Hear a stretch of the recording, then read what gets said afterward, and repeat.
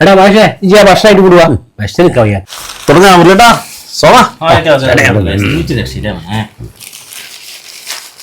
ചാറ് എനിക്കും കഷ്ണം നിനക്കും മുരളിയേട്ടാ ഒരു ചപ്പാത്തി ഒരു പൊറാട്ട ഇടാം. ഈ ഈ കൂട്ടായ്മ കാണുമ്പോഴേ ഇനി ഗൾഫിലെ എൻ്റെ ജീവിതമാണ് ഓർമ്മ വരുന്നത്. ഞാൻ 10-38 കൊല്ലത്തോളം ഗൾഫിൽ നിന്നിട്ടുണ്ടല്ലോ.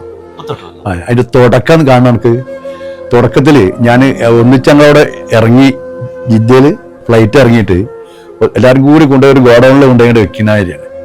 അവിടുന്ന് പിന്നെ മെഡിക്കൽ എടുക്കണം, എന്നാലും പിന്നെ അത് ഓഫീസും കാര്യത്തിലും പോകാൻ പറ്റുള്ളൂ. മെഡിക്കൽ എടുക്കാൻ വേണ്ടിയിട്ട് ഇവർ കൊണ്ടുപോയിട്ട് നോക്കുമ്പോൾ എനിക്ക് ഭയങ്കര പനിയാണ്.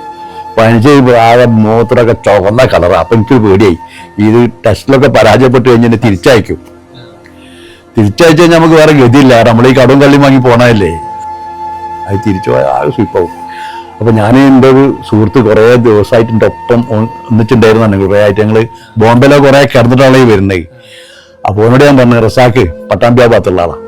അവനോട് പറഞ്ഞു, റസാക്കെ പിന്നെ ഭയങ്കര പനിയും ഇതും മൂത്രമൊക്കെ ഭയങ്കര ചുവന്ന കളറിലാണ് നിൽക്കുന്നത്. ഇപ്പോൾ ടെസ്റ്റിന് എന്തെങ്കിലും ആയിപ്പോയാലോ പ്രശ്നമില്ലേ, എടുത്തേക്ക് പോകുമ്പോൾ അതിനെന്താ മുള്ളാട്ട് ഞങ്ങൾ പേടിക്കുന്നത്. എന്റെ മൂത്രം തരാ പരിശോധിക്കാനേ.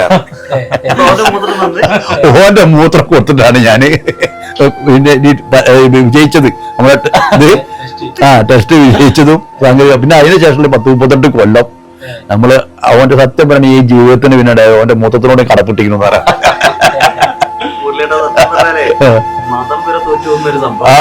സത്യമാണ് അങ്ങനത്തെ ഒരു അവസ്ഥ ഉണ്ടായിട്ടുണ്ട്.